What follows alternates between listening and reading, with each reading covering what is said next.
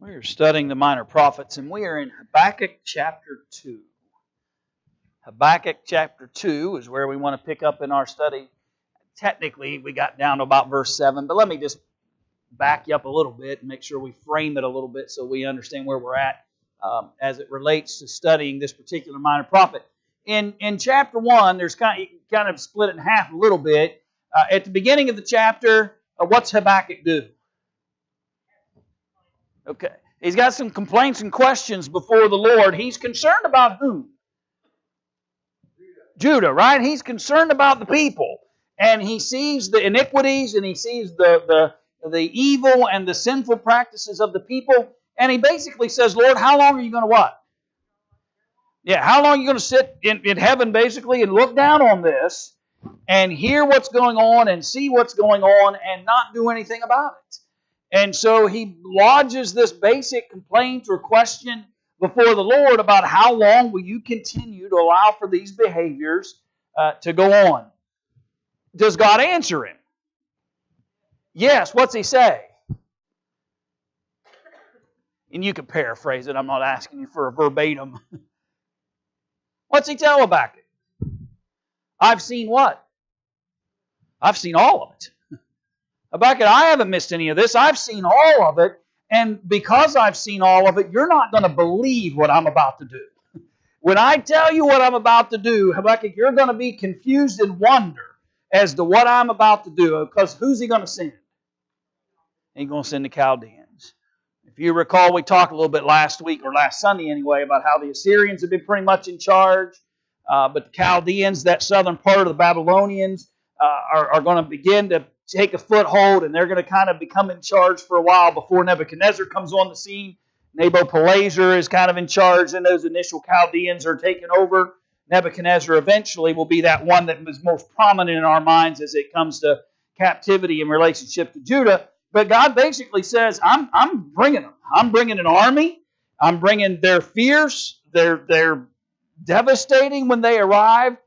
I haven't turned a blind eye to the sins of my people, Habakkuk. In fact, their sins and behaviors have kindled a fire in me that has pushed me to send these fierce armies before you. So question, why are you not doing anything about the sins of the people? I am going to do something about the sins of the people. I'm sending the Chaldeans. Then what's Habakkuk say? Yeah, well, kind of, sort of, right? Whoa. Wait a minute, Lord. Wait a minute. I didn't mean for you to do that. That wasn't really what I was asking for. He just kind of thought God would do what? Some kind of judgment, right? That's been God's pattern. People get a little bit out of line. God sends some kind of temporary judgment of some sort. People wise up. They get back on track. And that happened periodically, right? You'd have a good king. We're dealing, though, with the time period after really the last good one they had, who was Josiah. And so we're kind of just past Josiah now, and God's kind of been giving them some borrowed time, if you will. And so now He's bringing judgment. And so Habakkuk's got to come to terms with the fact that God's going to do this, not in the manner that he anticipated, but with a pretty fierce and devastating army. And Habakkuk then spends several moments basically, in some senses, almost as if God didn't know what kind of people the Chaldeans were. And so Habakkuk kind of gives him a list of evils that the Chaldeans are responsible for and how bad a people they really are. And Lord, you're too righteous for that, right? You're too good. You're too merciful. There's no way that the purity of who you are could ever allow the Chaldeans to do your work.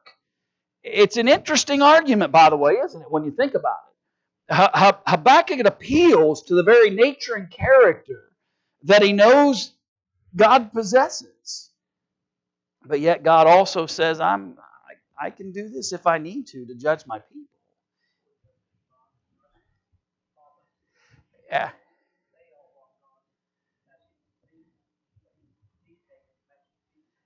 Yeah. There aren't many prophets that have this kind of interaction. Generally, it's just God saying, go tell them this. But Habakkuk gets this opportunity to kind of have this give and take, if you will, as it relates to a conversation that he's having with Jehovah. So that's chapter 1. Okay, that's what we talked about Sunday. Are those the first question? God says, "Oh yeah, I'm going to deal with it. I'm sending the Chaldeans." Habakkuk says, "No, don't do that." But then what's he say in verse 1 of chapter 2? And I'll turn the screen on now. Okay. So I'm going to stand upon my watch and set me on the tower. And what's he going to watch for? What God's going to say. And he fully expects to be what? Last word of verse 1. Reproved.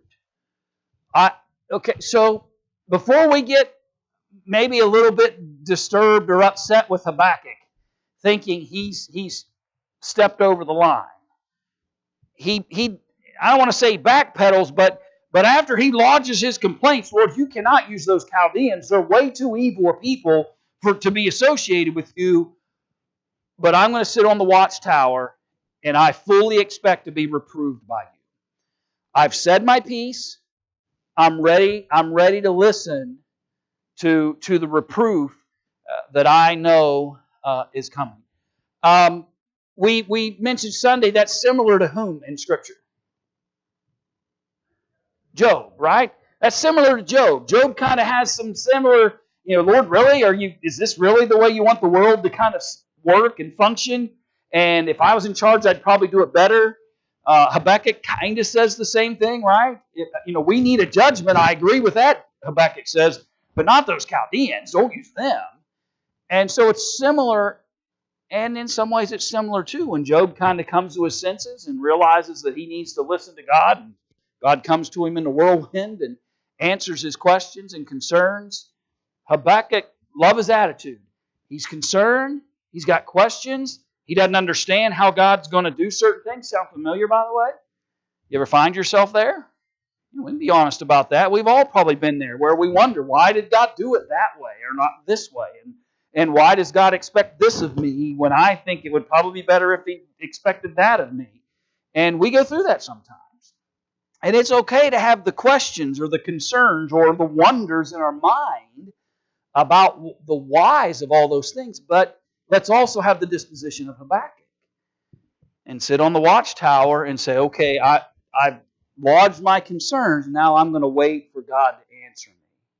And I expect to be reproved. Habakkuk fully expected to be corrected for his disposition and the manner in which he approached God in all these things. Yeah, go ahead. I'm sorry.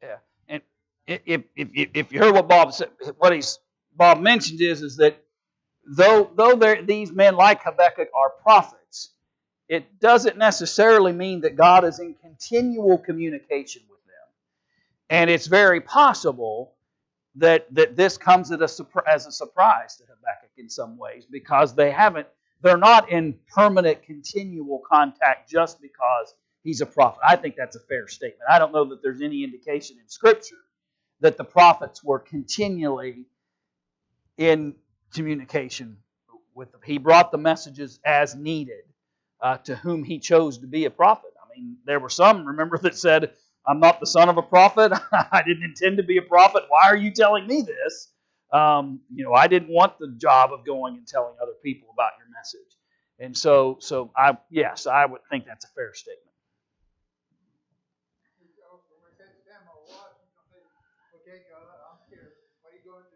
Yeah. And so the response is coming. Verse 2. So the Lord answered me and said, write the vision and make it plain upon tables that he may run that readeth it. You got good news and bad news. What do you ask somebody? Which one you want first? And our general response is always what? Give me the bad news first, hoping that the good will kind of overrun it, right? We're hoping that if we get the bad first, but there's something positive coming behind it, that somehow it'll make it better. God says, I'm not making this better. Habakkuk, don't shield or protect the people, because what I'm going to tell you is pretty rough.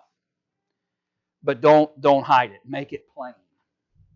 And he said, when you make it plain, write it upon what? On tables. You don't always see that, by the way. Ultimately, some of the messages obviously do get pinned in some form or fashion, and they're preserved, and ultimately we get them and the ability to have them. But that's not. Sometimes the messages come and they're delivered.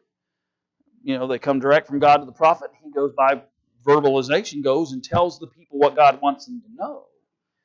But God specifically tells Habakkuk, I want you to write it down. Write it down. Don't sugarcoat it. Don't try to make it sound better than it is. Write it plain. And write it on what? On tables. What's the point of that? Permanent, right? The idea so that it, in some sense, it can't be destroyed. It can't go away. That the people have access, and God fully intends for people when they read about it to what? Run away. He said, write it in such a way that's plain. Write it on tables. And when somebody reads it, he'll want to do nothing but get away. Because when he reads the devastation that is coming at the hands of Jehovah, it's pretty sobering. And Habakkuk here is in a kind of an interesting position, because he's got to go tell God's people that God's not happy with them, and He's so unhappy with them that He's going to use an evil nation in order to judge them and bring consequence to them. And we're a few decades away. And we're going to talk a little bit about that here in just a moment, about how they're to tarry and wait and be patient. It's coming and that kind of thing here in just a moment. After you read what he's written down, get out of town. Well, and I think that's the point. And in some senses, not everybody's going to be able to escape, obviously, the Chaldeans. But the idea is that when they read this, they'll realize the severity of this, and your reaction will be to go flight, to run from this, though they won't all be able to escape, obviously. For the vision, he says, verse 3, is yet for an appointed time. But at the end it shall speak and not lie. Though it tarry, wait for it, because it will surely come, it will not tarry. One of the great challenges that men have always had is, in some senses, the span of time between God pronounces a judgment and when it actually occurs. You think about it. When did God pronounce judgment about the second coming of Jesus? That'll be associated with Him coming in flaming fire, taking vengeance upon those who know not God and obey not the gospel of Jesus Christ. When did He say that? Almost 2,000 years ago. And so the temptation is that when you have long spans of time in between the pronouncement of a judgment and the actual judgment, maybe it's not coming. Now, they don't have to wait 2,000 years. A few decades later, and here they come, right?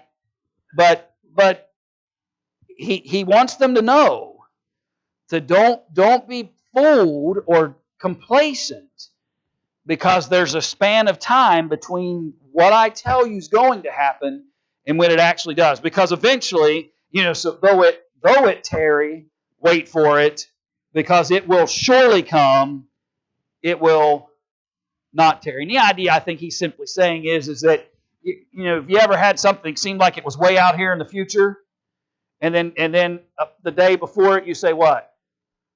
Wow, right, it's here.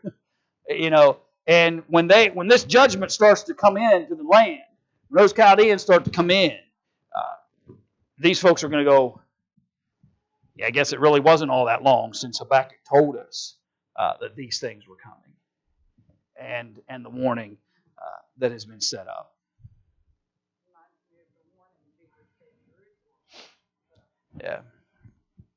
Yeah, and the challenges. Yeah. Yeah. Any other thoughts? Yeah, go ahead.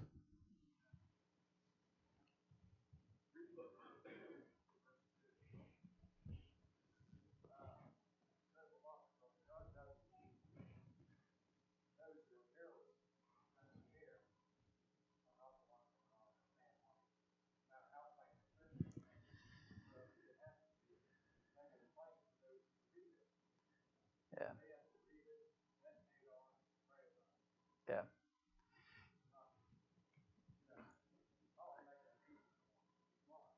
Yeah.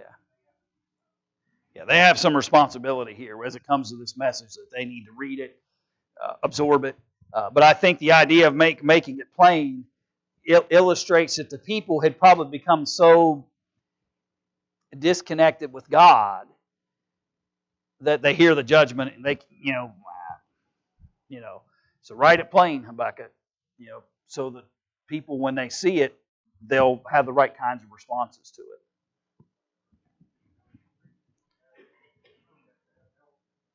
Yeah, yeah. For the vision is yet for an appointed time, as we said, but if it tarries a little bit, it's still coming. Verse 4. Behold, his soul which is lifted up is not upright in him, but the just shall live by his faith. Interesting, right? We generally associate that with which of the covenants, right? Generally, we think of that as a new covenant kind of statement. Paul says a lot about that kind of thing. Just shall live by faith. But it helps me appreciate that faith isn't a new concept. Just because it seems to be a more predominant concept within the new covenant doesn't necessarily mean it was a non-issue or something that God didn't expect out of His people, even under the Old Testament law. He's encouraging those that are challenging the people by the evil they bring to maybe rethink some things while they have this potential span of time before the judgment of God comes. Look at his condition. Yea, also because he transgresseth by wine, he is a proud man, neither keepeth at home, who enlarges his desire as hell, and is as death, and cannot be satisfied, but gathereth unto him all nations, and heapeth unto him all people. Their wickedness discontinued to create greater and greater challenges for them. Shall not all these take up a parable against him, and a taunting proverb against him, and say, Woe to him that increaseth that which is not his, how long? And to him that ladeth himself with thick clay. So you made all these connections to all these other nations round about you when you put your trust in allegiances and alliances and all these other relationships other than who should you have been trusting all this time? And Jehovah was the only one you really should have been putting any trust in. And so a people that were once great and respected in some senses and had influence among the nations round about, they're going to become what? Verse 6. He said they're going to become a parable, a taunting proverb against him. People are going to tell stories about this once great people that seemingly had invincibility, had the greatest God, supposedly, right? They were the ones, Judah is supposed to have the God of heaven who'd been protecting and helping and blessing and aiding them. These other nations are now going to look at them and kind of be a proverb, a parable be told about this once great nation that fell to these Chaldeans. Shall they not rise up suddenly that shall bite thee, and awake that shall vex thee, and thou shalt be for booties unto them. All the strength, power, privilege that they once experienced, it's all taken away. And there's not a nation upon the earth that shouldn't take warning about that. And sometimes we always kind of directly maybe think about our own nation as it relates to that, but every nation that has ever existed before and after America needs to respect the fact that it doesn't matter how strong, powerful, or mighty you become. That number one, God can decide that He's done with any nation of people.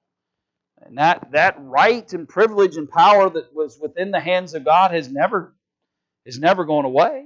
Though He may address nations differently, and I think that that's true because He doesn't have a physical nation anymore. There's not a physical nation on earth that has some kind of priority in the eyes of God. In those days, He did. He had a physical Israelite nation that had privilege and blessing. They were His chosen people as a physical nation of people. As much as we would like to think that the USA is somehow in some kind of privileged relationship with God above and beyond other nations, I think is a mistake that we make. Because it can give us a sense of falsehood and false security.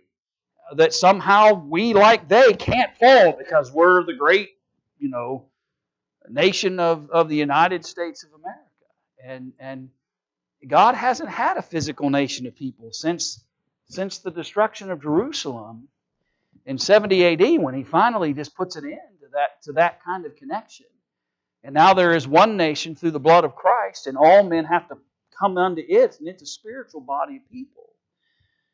And so God's dealings with man may be different because He doesn't have a physical nation to protect and preserve that were ultimately to lead to whom, by the way?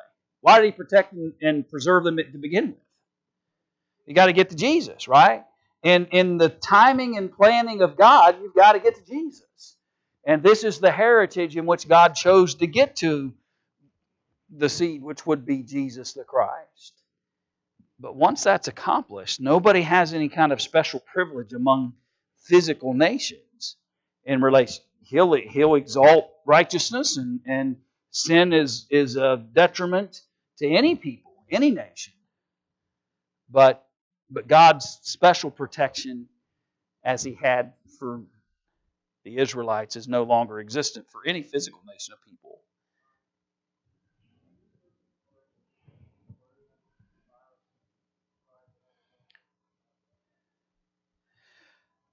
Well, and I think the Chaldeans come first, and you got to think about the order.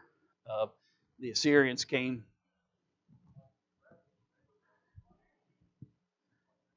Yeah, and I'd have to go back and look at timelines on it in terms of Habakkuk's.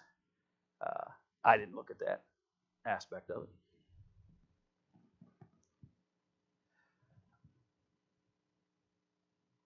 He said, because thou hast spoiled many nations.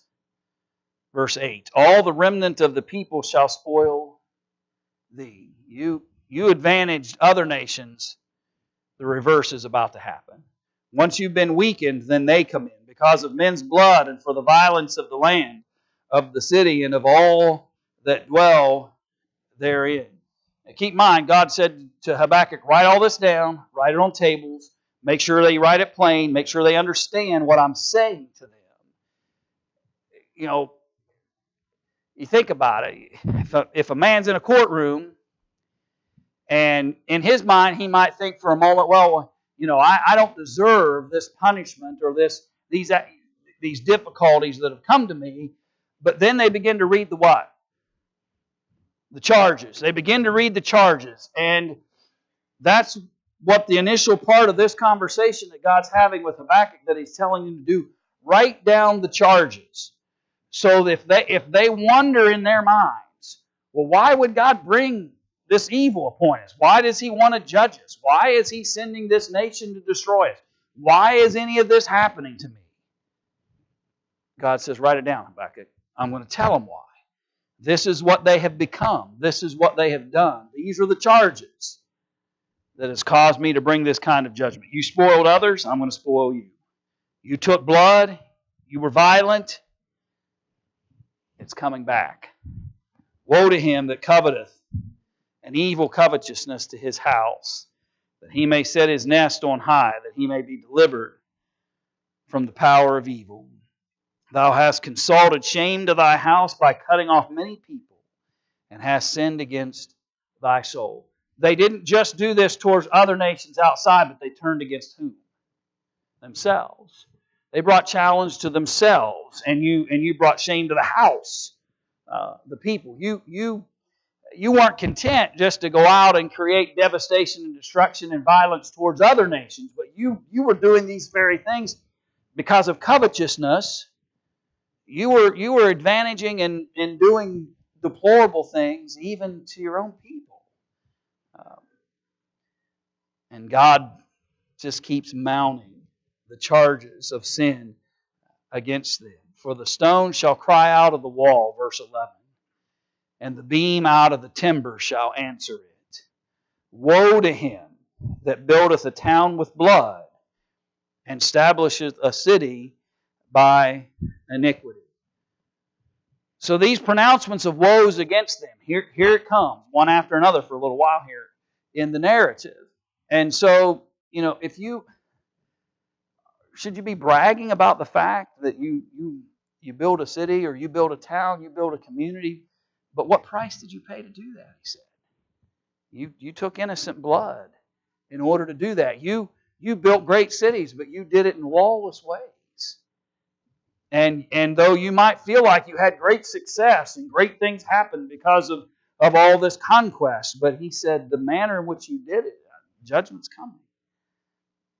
Behold, it is not of the Lord of hosts that the people shall labor in the very fire, and the people shall weary themselves for very vanity. For the earth shall be filled with the knowledge of the glory of the Lord, as the waters cover the sea. Their covetous responses and actions and their personal pursuits had been ignoring God, and He needs to be glorified again. He needs to be seen and understood and honored among the people again. Woe to him that giveth his neighbor drink, that puttest thy bottle to him, and makest him drunken also, that thou mayest look on their nakedness. He says, woe to you for taking advantage of people, for offering them drink, and then creating this visual representation of their taking advantage of others, weakening them first through temptation, and then creating greater challenges for them. Thou art filled with shame for glory. Drink thou also, and let thy foreskin be uncovered. The cup of the Lord's right hand shall be turned unto thee, and shameful spewing shall be on thy glory. Basically, I think he's just simply saying you're going to reap the consequences of your decisions and actions. Drink up. Drink up. Spew all over yourself, because you're going to reap what you've sown as it relates to these things. The right hand of the Lord is coming. Judgment is coming against you because of the choices that you've made. For the violence of Lebanon shall cover thee, and the spoil of beasts which made them afraid, because of men's blood, and for the violence of the land of the city and of all that dwell therein. Just here's why. Here's the reason why the judgments are on the way.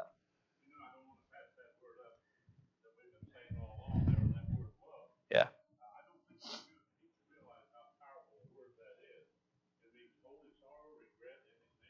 Yeah. Yeah.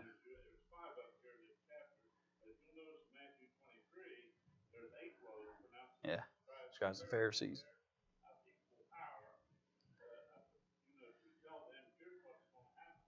Yeah. It's hard to kind of find an equivalent because it's kind of an end of the road statement. You have kindled the righteous indignation of God to such a point where you've reached the end of that, and now the woe is coming. The indignation of God and fierceness of God has now been kindled because you've reached this pinnacle, if you will, of frustrating Jehovah. And it's rare. You know what I mean? In some it takes a lot to get God to that point. But once He's there, write it plain, Habakkuk. It's serious because you've reached a milestone that you don't want to reach.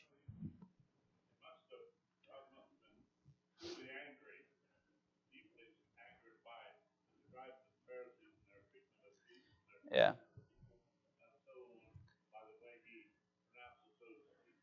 Yeah. Yeah. Sure.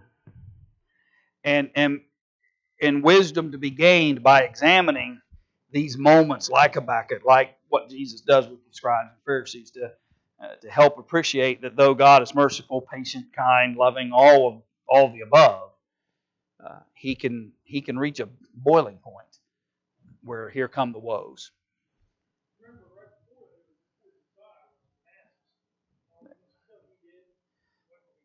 Yeah, yeah, yeah. They had already kind of built up this consequence that was coming. So a good king would come along once in a while, and like we said, buy him some time, if you will. But this has been brewing for quite some time.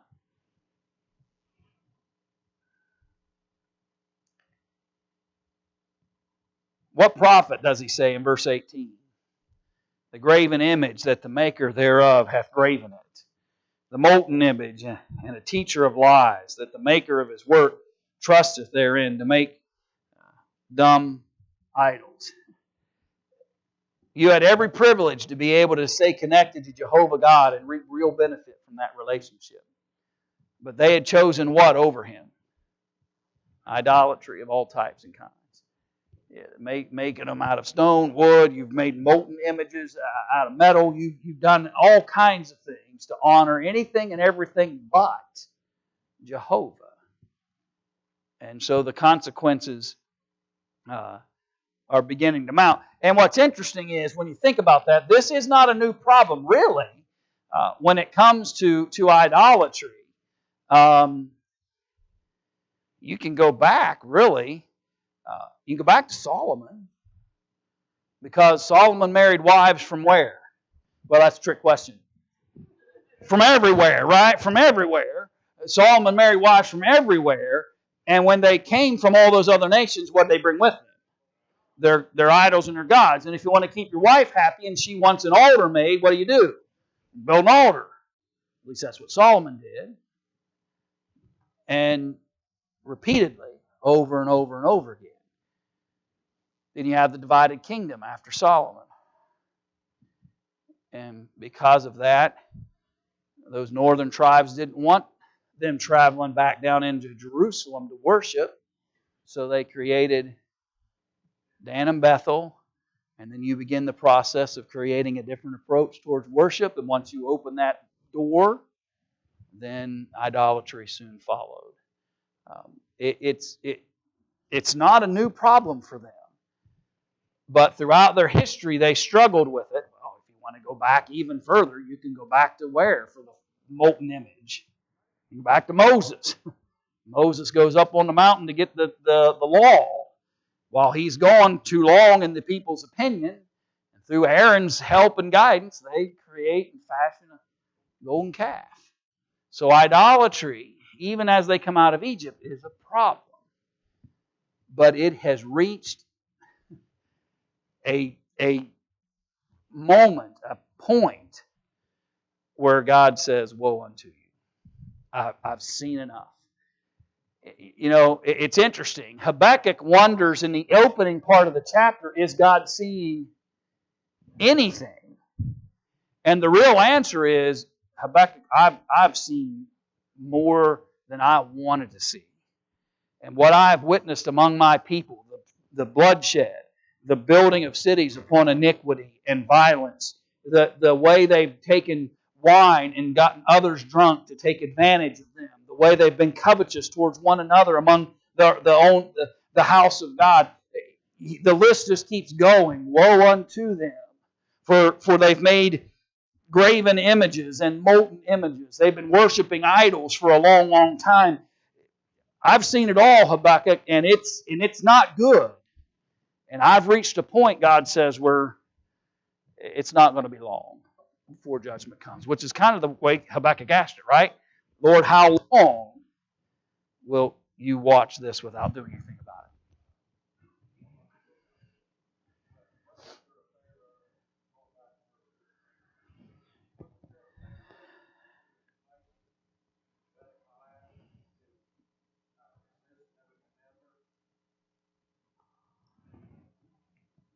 Yeah.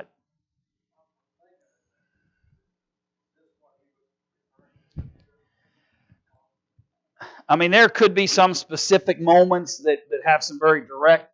I took it as a very generic kind of statement of what they've been doing, and generically speaking, as they took advantage of one another in verse 15. Yeah, I'd have to go back and look at anything's possible when it comes to that. And the truth is, I'm sure there were probably lots of things that sometimes these prophets would say. We kind of have to try to glean it, or we might try to make a connection. But when you're living in the history, they probably got a more clear understanding of what these, what these references and these analogies and these pictures that were being drawn for them, what they meant. They probably had a greater impact in some senses on them because they were living in the moment.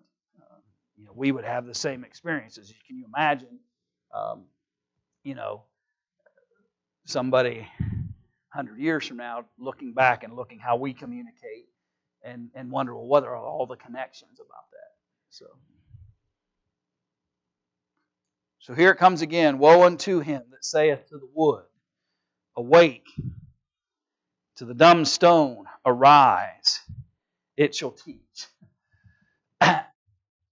Some believe that maybe there's not a lot of humor in the scriptures. I suppose there's not, for joke's sake, right? They're not just one-liners. But there is sarcasm, and there is things that are in some ways kind of humorous. This reminds me, remember when the prophets of Baal and the altar that they built, and what's he say? What's the prophet say to them? Yeah, you guys are going to have to, you're going to have to make a big old ruckus here because maybe he's asleep or maybe he's traveling somewhere and you got to be able to communicate. So he says, woe unto him. He just exposes the realities of idolatry. The reality of idolatry is you're trying to ask a piece of wood to wake up. You're trying to ask a rock, a stone, to get up. And do what? And teach. Okay? God is, He's mocking them. He's mocking them. How silly can you be, he says. He's the what? The one and true living God. You've had access to me all the time. You've had the privilege of being my people. And you've had the ability to communicate and have this relationship all the time. But rather than choose me, you're trying to wake up wood, you're trying to ask stones to rise up, and you're hoping they'll teach you something. No wonder he says, woe unto them. And friends, he'd say woe unto us as well for all the things that we put and idolize over the message and testimony of God's Word sometimes. And the kinds of things we put our trust in over what God has said. You don't have to say to the wood, awake, or the stone, arise, to have an idol. And we can create things in our lives that we put more faith and confidence and trust in than Jehovah. And it's the same thing. We're asking things that cannot provide to provide. And it doesn't make sense. Behold, it is laid over with gold and silver, and there is no breath at all in the midst of it. You dress it up, right? You make it look good. You fashion it. Silver and gold are what? They're precious metals, okay? And they nowadays what most countries have a basis of financial security or monetary system based on the good faith of that country, right? It used to be, if I understand my history right, our dollar was backed by some kind of precious metal. Not anymore. The only way our dollar is simply just backed by the fact that we stamped the United States of America on it, and we hope people have confidence in it because of who printed it. That wasn't the case in those days. They mostly had coins, right? Things that had literal value within themselves. And they've taken two things that were hard to come by, and they've poured it over top to make these idols look better. But there's no what? There's no breath at all in the midst of it. You can ask it to rise up. You can ask it to wake up.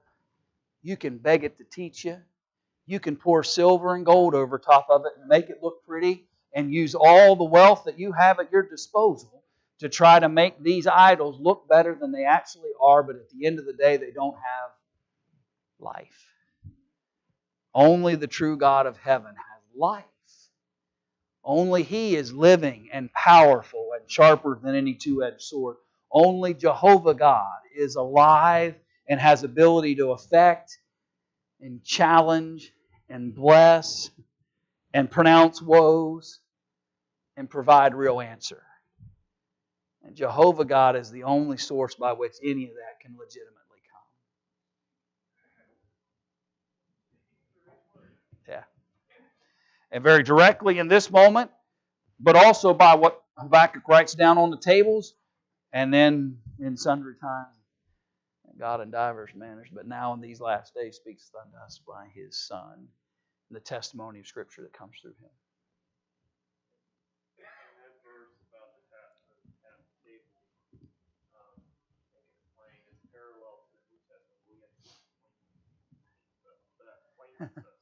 Yeah.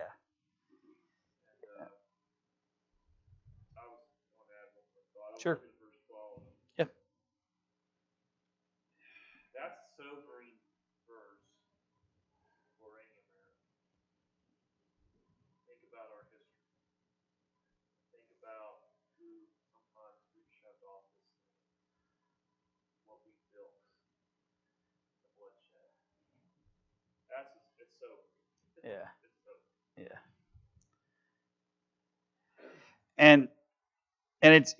And there's an odd, not to dive down into that history too far, but in terms of the biblical history, it's kind of an odd scenario when you think about it, because there were times where God said, "Go take that city."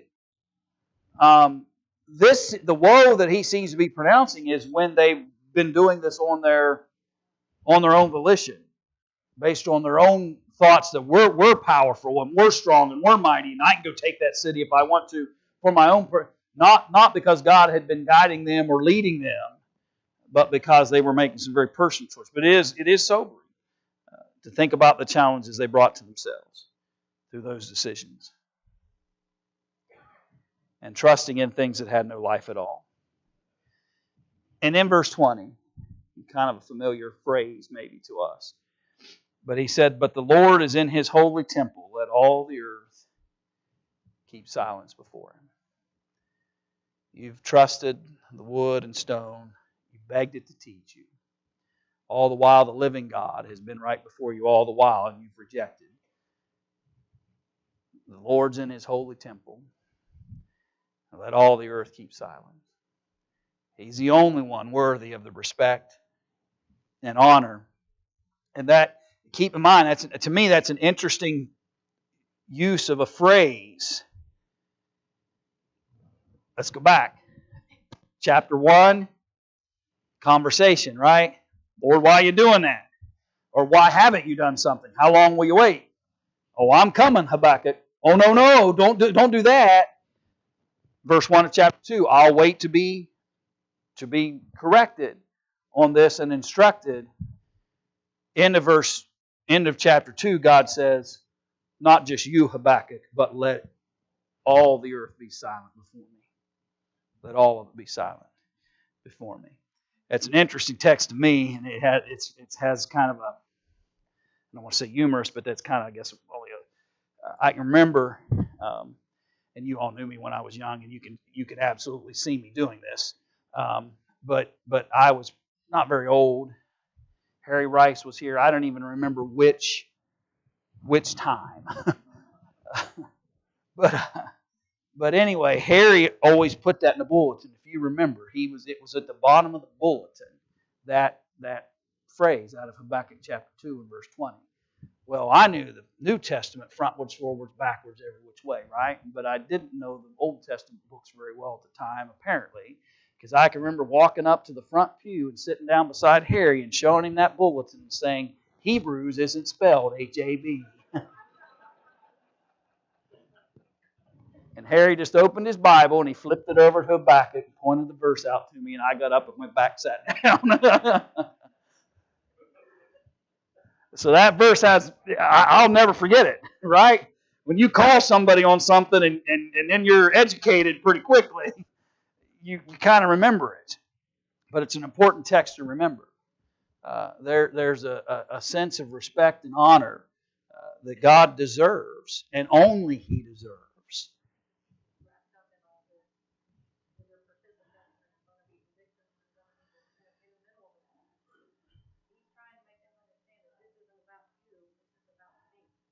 Yeah.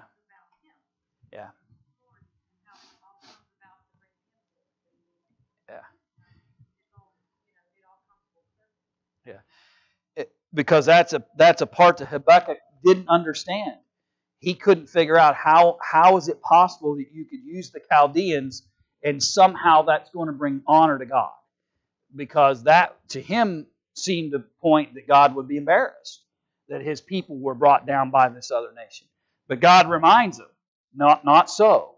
When I do something, it may not initially seem like that would be a way to bring glory to God, but let all the earth keep silence. It all comes back as purposes and will of Jehovah. Yep.